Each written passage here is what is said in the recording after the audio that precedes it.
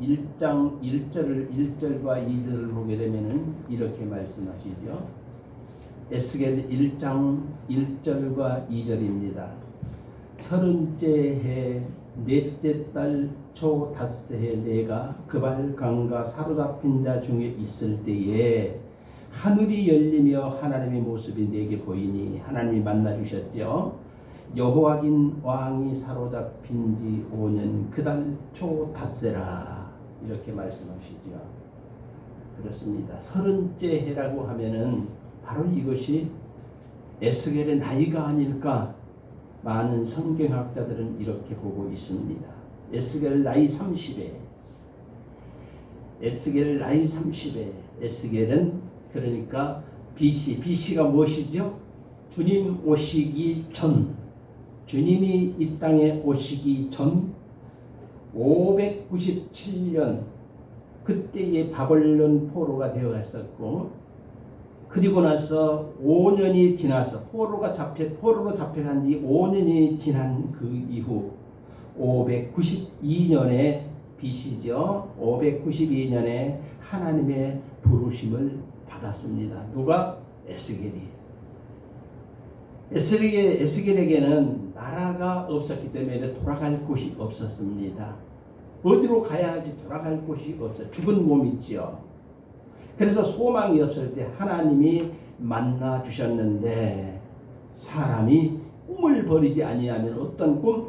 하나님께 대한 소망을 버리지 아니하면 하나님이 그 사람의 상황과 관계없이 어디에선지 우리 주님이 만나 주시는 우리 하나님이신 것을 여러분은 믿으시기 바랍니다. 믿으시기 바랍니다.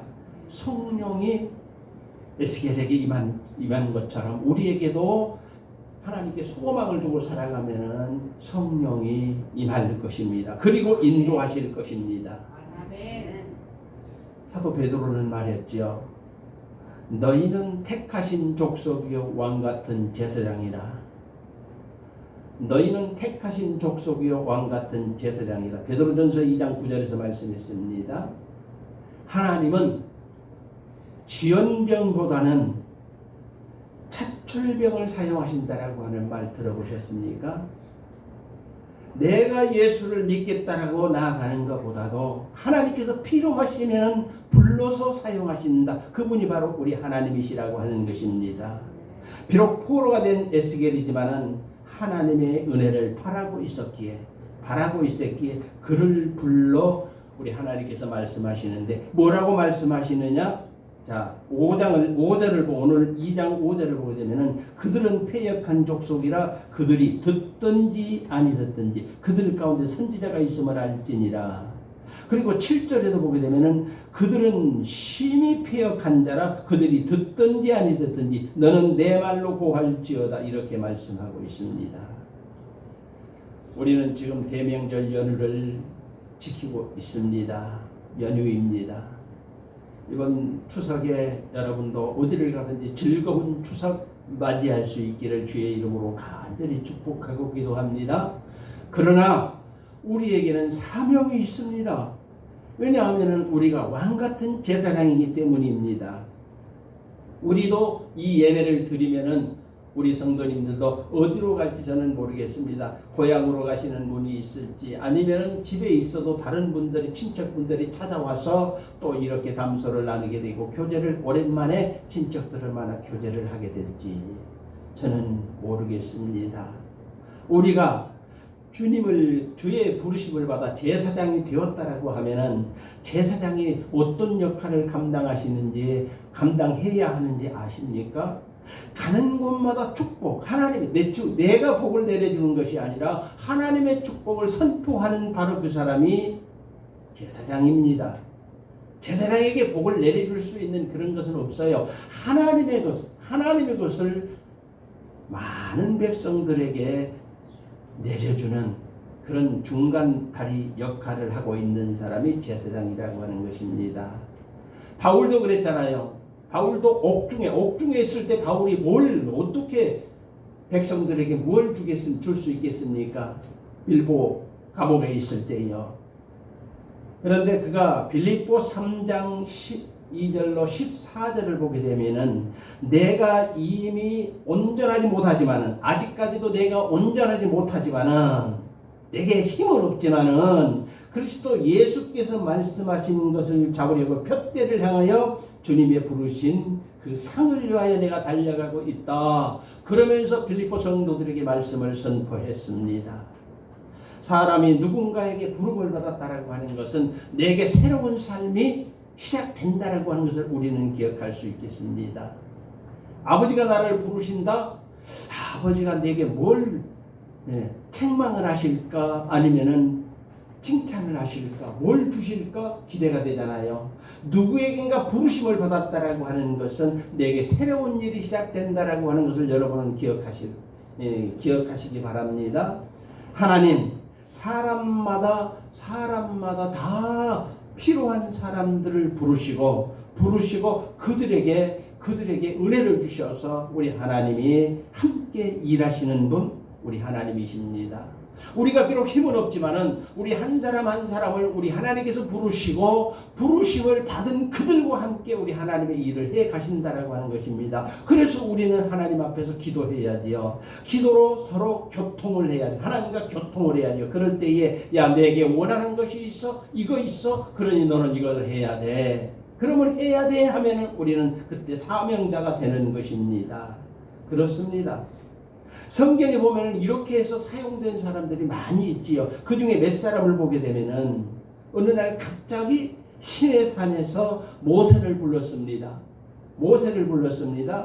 그리고 모세가 할 수 없어. 그런데 우리 하나님께서 뭐라고 했느냐면 너는 이스라엘 백성들을 애굽에서 인도하여 내고 저들을 네가 이끌어 저들에게 정말 복된 삶을 살아갈 수 있도록 인도해라. 이렇게 말씀하시지요. 그리고 민수기 27장에 보게 되면은 그래서 충실히 감당했죠. 그리고 민수기 27장에 보게 되면은 여호수아를 또 부릅니다. 여호수아를 불러서 자 모세가 죽었어. 그러니 이제 너는 모세의 뒤를 이어 후계자가 되어서 모세가 했던 그 일을 네가 해야 돼. 우리 하나님께서 이렇게 사명을 주시는 것입니다. 그것뿐만이 아닙니다. 여러 사람이 있지만 그 중에 한 분을 더 말씀드린다라고 하면은 사무엘상 16장 13절 이하에 보게 되면은 다윗을 갑자기 불러요. 목동으로 조그만 꼬마둥이가 목동으로 양들을 치고 있는데 갑자기 부릅니다. 물론 사무엘이 불렀지만 하나님이 부르시는 것이죠. 불러서 뭐라고 했습니까? 기름을 갑자기 부어. 자격이 없어. 그럼에도 기름을 부어서 이스라엘의 지도자로 삼았습니다. 그래서 그 다윗을 우리 하나님이 얼마나 능력 가운데 사용하셨습니까? 우리도 하나님의 부르심을 받은 저와 여러분입니다. 하나님의 부르심을 받은 저와 여러분입니다. 그래서 우리가 제사장이라고 하는 것이지요. 그렇습니다. 이 에스겔도 3절과 4절을 보게 되면 이렇게 말씀하십니다. 내게 이르시되 인자야 내가 너를 이스라엘 자손 곧 패역한 백성 나를 배반한 자에게 보내노라. 그들과 그 조상들이 내게 범죄하여 오늘까지 이르렀나니 이 자손은 얼굴이 뻔뻔하고 마음이 굳은 자니라. 내가 너를 그들에게 보내노니 너는 그들에게 이르기를 주 여호와의 말씀이 이러하시다 하라. 이렇게 말씀하십니다. 에스겔에게 뻔뻔하고 마음이 굳은 자들을 축복하라고 하는 것이지요. 마음이 굳은 자들인데 그들에게 복을 내리라고 하는 것이지요. 이것이 사명이었습니다. 그런데 사명은 쉬운 것보다도 어려운 것이 더 많습니다. 한 번은 에스겔을 불러서 마른 뼈들이 무수히 많은 한 골짜기로 데리고 가서 우리 하나님이 부르십니다. 에스겔 37장 3절입니다. 그때에 우리 주님이 에스겔에게 가득한 골짜기로 끌고 가서 인자야 이 뼈들이 살 수 있겠냐? 여러분에게 이런 물음을 묻는다고 하면 뭐라고 답하시겠습니까?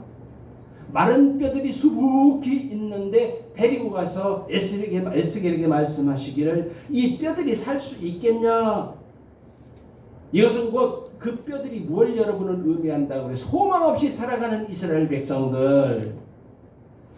그런데 이때 너무너무 황당한 질문을 받은 에스겔은 뭐라고 대답을 하느냐 하면은요, 주여, 주 여호와여, 나는 모릅니다. 그러나 주님은 아십니다. 나는 모릅니다. 그러나 주 여호와께서는 아십니다. 주께서 아시나이다 하는 이 말이 정답입니다. 에스겔은 몰라요. 그들이 살지 죽을지, 마른 뼈들이 그대로 다 썩어질지 몰라요. 그러나 주께서 아시나이다 이렇게 말을 했어요. 왜 그렇게 대답을 했을까요? 우리 하나님은 죽은 자도 살리시고 무에서 유를 창조하셨어. 그리고 성경에 보게 되면 죽은 자를 살리신 일이 많이 있지요. 많이 있지요. 그 중에 하나 요한복음 11장 25절에 보게 되면은 우리 주님이 나는 부활이요 생명이니 나를 믿는 자는 죽어도 산다 말씀하셨어요. 그렇기 때문에 주님이 아십니다. 주님께서 살리시면 살 것이고 죽이면 죽을 것이고 주님이 아십니다. 이런 말씀인 것이지요. 그것뿐만이 아니죠. 자, 나사로가 무덤에서 썩고 있었습니다. 죽은 지 나흘이 돼서 4일이 돼서 쭉 썩고 있었습니다. 그때에 우리 주님이 가셔서 어떻게 하셨습니까? 무덤이 그러니까 우리나라처럼 무덤 딱 그냥 매장한 것이 아니라 이렇게 굴 속에다 놓는데 돌을 옮겨 놓아라. 굴 속에 놓고 둥그런 이렇게 아구를 다 막아 놓지요. 그런데 이 돌을 옮겨 놓아라. 이렇게 말씀하신 다음에 우리 주님이 뭐라고 말씀하시느냐? 너희들이 믿으면은 하나님의 영광을 보리라 하지 아니하였느냐? 우리 주님이 그렇게 말씀하시죠. 그리고 썩은 나사로에게 명령하십니다. 나사로야 나오라 이렇게 선포하십니다. 명령하십니다. 우리 주님이 말씀하시면 그대로 이루어짐을 여러분은 믿으시기를 주의 이름으로 간절히 축복하고 기도합니다. 그랬더니 그 죽은 나사로가 요한복음 11장에 보세요. 자, 죽은 나사로가 죽으면 어떻게 해요? 우리도 보게 되면 죽으면 막 옷으로 입히고 뭘로 입고 그런데 그들은 막 철로 둘둘둘 감아서 이렇게 하죠. 그런데 그 감긴 채로 나사로가 무덤 속에서 걸어 나왔습니다. 그러니까 우리 주님이 풀어주어라 이렇게 말씀하셨지요. 그렇습니다. 그리고 나서 37장 11절에 보게 되면은 에스겔 37장 11절에 보게 되면은 이 마른 뼈들이 무엇인지 아느냐? 바로 너희 이스라엘 백성들이다. 그렇게 말씀하신 거예요. 지금 포로로 이스라엘에 잡혀갔습니다. 아무 할 수 있는 것들이 없습니다. 죽은 자나 마찬가지죠. 그래서 이스라엘 그 백성들을 향하여서 에스겔 37장 11절은 이 마른 뼈들이 바로 이스라엘 족속들이다. 이스라엘 백성이다. 이렇게 말씀하셨습니다. 그렇습니다. 이스라엘의 소망 없이 살고 있었지만 에스겔을 통하여 우리 하나님이 그들을 활동하고 살게 해 주셨다라고 하는 사실이죠.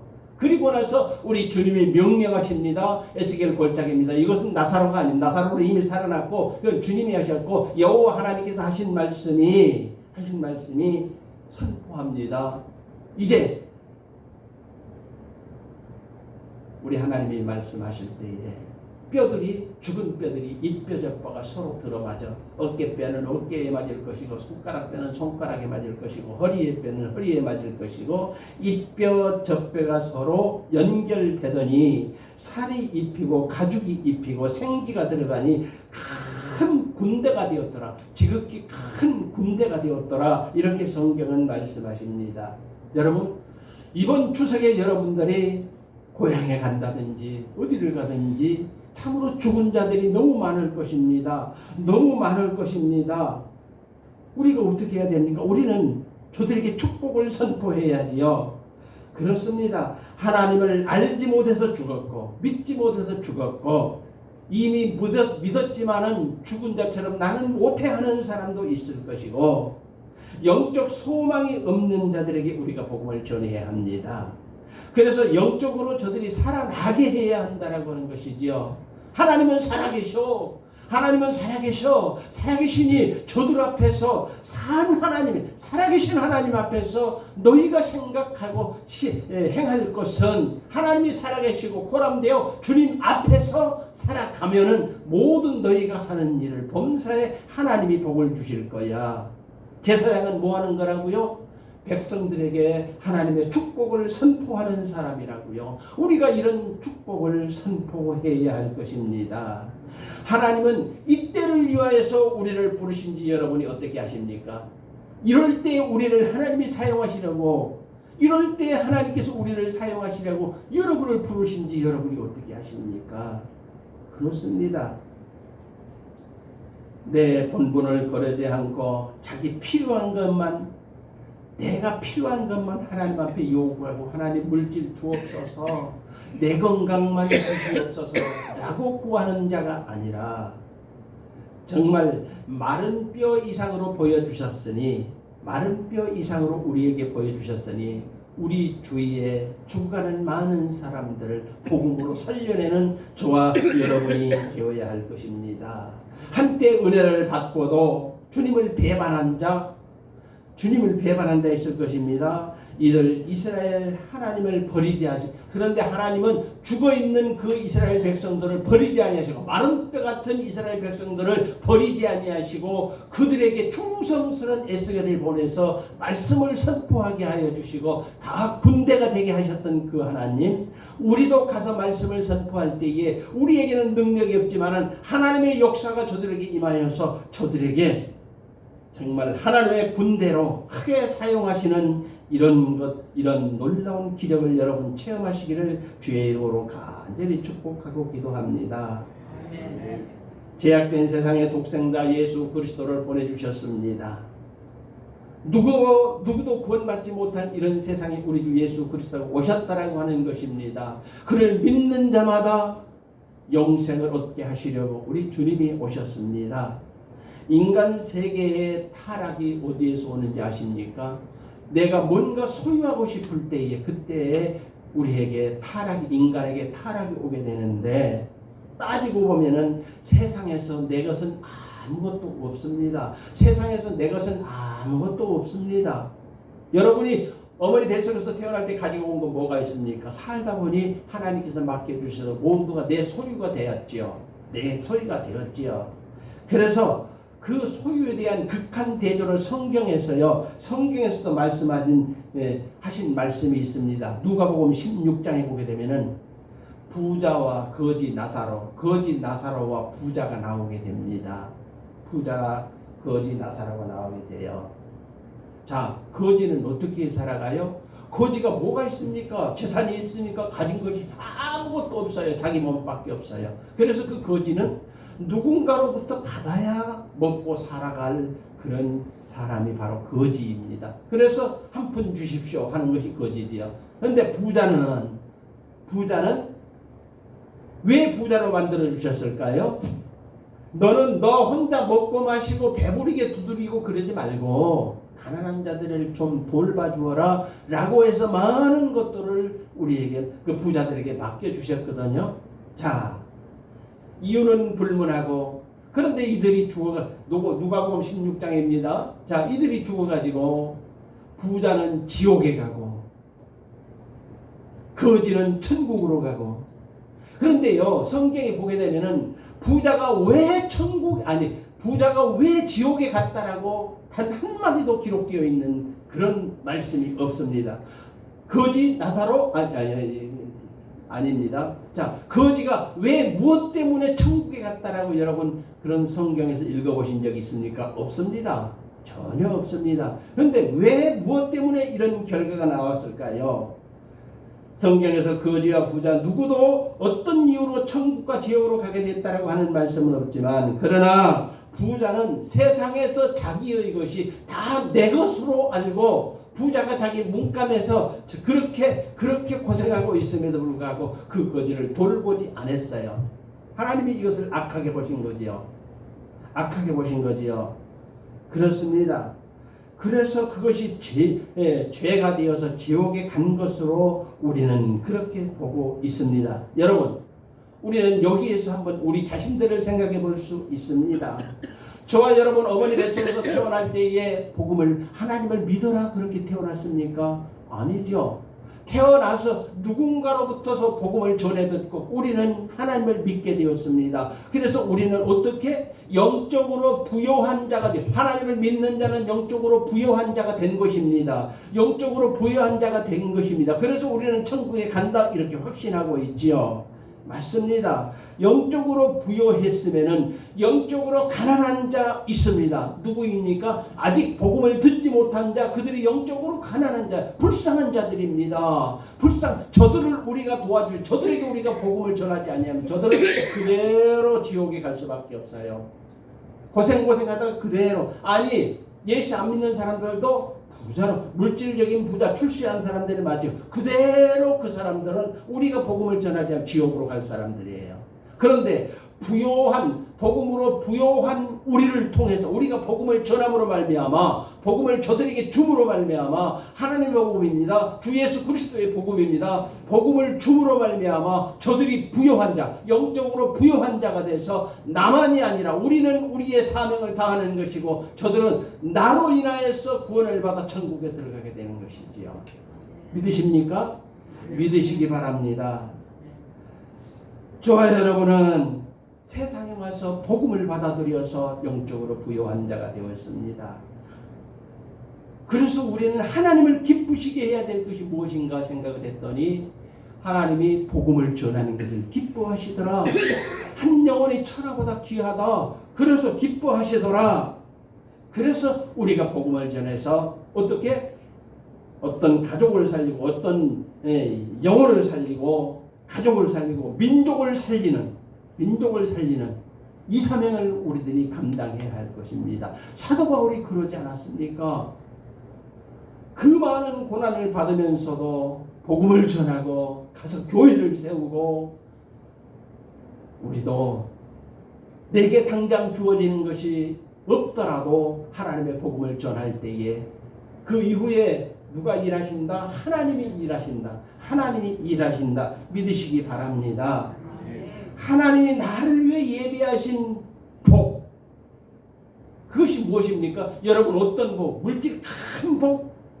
하나님께서 나를 예비하신 복이 있어. 복음입니다. 곧 복음 그것 내가 다른 거 줄 수 없어. 물질 주려고 물질 주면은 좋다고 하겠지요. 그래 물질보다도 복음을 나눠주라고 하는 것입니다. 이번 추석에 우리가 이 일을 감당해야 할 것입니다. 그래서 내가 어떻게 살아가느냐에 의해서 내 뒤에 오는 분들이 바로 그대로 우리를 따라서 할 것입니다.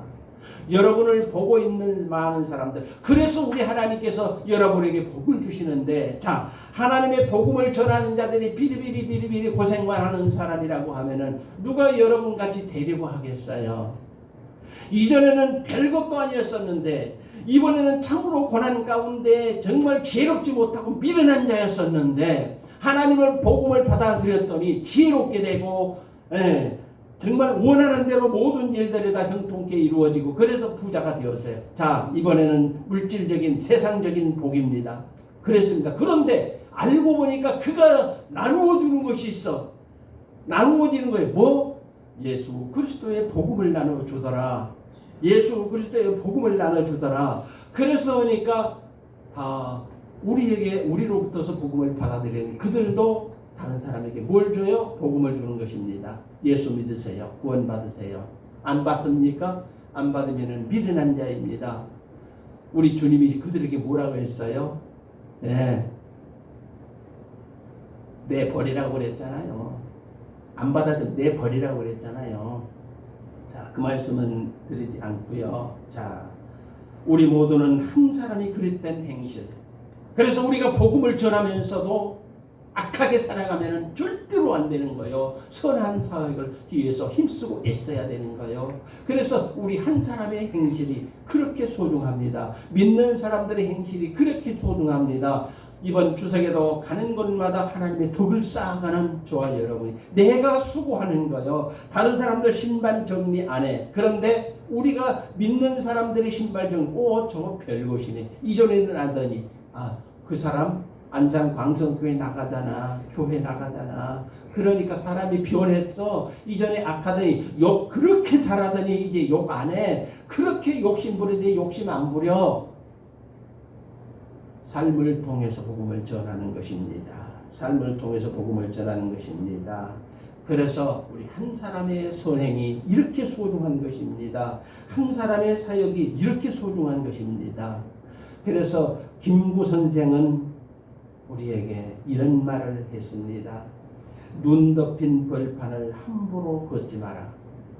눈 덮인 김구 선생이 그랬어요. 눈 덮인 벌판을 함부로 걷지 마라. 왜냐하면 그 발자국은 뒷사람에게 이정표가 되기 때문이라 이렇게 말했습니다. 우리 모두는 한 사람의 그릇된 행실이 후대에 잘못된 영향을 끼칠 수 있어. 그러니까 우리가 바르게 살아가야 한다. 참으로 이재희 목사 그놈 새끼 참으로 잘 죽었다. 그놈 새끼 그렇게 악하게 살더니 참으로 잘 죽었다. 이런 말 들어야 되겠어요? 안 들어야 되겠어요? 안 들어야죠. 목사이기 때문에 안 들어야죠. 그래서 정직하게 살아가고 선하게 살다 보니 또 그러다 보니까 내가 그렇게 살다 죽었다고 합시다. 그러면은 내 뒤에 아직 세상에 계신 분들이 뭐라고 했어? 야, 그분 참 괜찮은 분이었었는데 이렇게 말하지 않겠습니까? 그래서 우리가 선하게 살아가야 된다. 그래서 그분처럼 나도 살아야지. 이것은 얼마나 큰 수확인지 모릅니다. 그릇된 행실로 타락한 사람들에게 우리 하나님은 에스겔을 보내면서 말씀하셨습니다. 자, 5절로 7절이 바로 그 말씀이죠. 그들은 패역한 족속이라 그들이 듣든지 아니 듣든지 그들 가운데 선지자가 있음을 알지니라. 인자야 너는 비록 가시와 찔레와 함께 있으며 정갈 가운데 거주할지라도 그들을 두려워하지 말고 그들의 말을 두려워하지 말지어다. 그들은 패역한 족속이라도 그들을 두려워하지 말며 그 얼굴을 무서워하지 말지어다. 그들은 심히 패역한 자라. 그들이 듣든지 들어도 좋고 안 들어도 듣든지 안 듣든지 내 말로 너는 전파해라 고할지어다 말씀하셨습니다. 그리고 10절에 보게 되면은요, 10절 우리가 봉독한 10절을 보게 되면 이렇게 말씀하죠. 그가 그것을 내 앞에 펴시니 그 안팎에 글이 있는데 그 위에 애가와 애곡과 재앙의 말이 기록되었더라. 자, 이것이 뭔지 아십니까? 생명책 여러분 많이 들었죠? 자, 우리 모두에게는 하나님의 생명책에 기록되어져 있습니다. 우리의 선행과 악한 모습들이 다 기록이 되어 있습니다. 생명책. 그런데 보통 두루마리는 한쪽만 기록이 되는데 여기는 안팎에 기록이 되어 있어. 앞뒤 가득히 기록이 되어 있어. 이스라엘 죄악이 이렇게 많아. 그럼에도 불구하고 우리 하나님은 그들에게 패역한 족속에게 누구를 보내주셨어요? 에스겔을 보내주셨습니다. 에스겔을 보내서 네 말 하지 말고 내 말 선포하라. 복음을 선포하라고 하는 것이죠. 우리 주님이 이렇게 말했어요. 네 말 하지 말고 내 말 해라. 그래서 설교를 자기 말 다 짓거리고 자기 성공 이야기하고 물론 간증도 좋겠지만 여러 가지로요. 그냥 별로 안 좋은 것이죠. 여러분, 혜진이 아직은 젊지요. 만일에 남자친구하고 사랑에 빠졌다라고 하면 뭐라고 할까요? 이 남자 좋아, 저 남자 저 사랑에 빠져서 뭐라고 할까요? 바람둥이라고 하지요. 저 바람둥이. 그런데요, 우리는 예수님과의 사랑으로 이웃과 형제 자매 가정에게 행복의 전령이 뭔지 아시죠? 전하는 자, 전령자가 되어질 수 있기를 주의 이름으로 간절히 축복하고 기도합니다. 하나님은 우리를 지켜보고 계십니다. 우리가 누구라고요? 제사장입니다. 제사장은 간 곳마다 하나님의 축복을 선포해야 되는 사명을 받았어요. 너희는 너 혼자만 믿고 너는 너 혼자만 믿고 너 혼자만 잘 믿는다고 하지 말고 백성들을 향하여서 축복을 선포해라. 이것이 제사장의 할 일이요. 그럼 그 일을 갖다 우리 사명이라고도 말을 하지요. 자, 저와 여러분이 왕 같은 제사장, 베드로전서 2장 9절, 왕 같은 제사장이요 맞습니다. 그러면 우리의 일은 딱 정해졌어요. 이 일을 감당하면서 많은 사람들이 우리 성도님들로 인하여서 큰 복을 받고 구원의 역사를 이루어가는 그런 우리 안산광성교회 성도님들이 되시기를 주의 이름으로 간절히 축복하고 기도합니다. 기도드리십시다. 아버지 하나님 은혜 감사드립니다. 오늘 우리 하나님께서 에스겔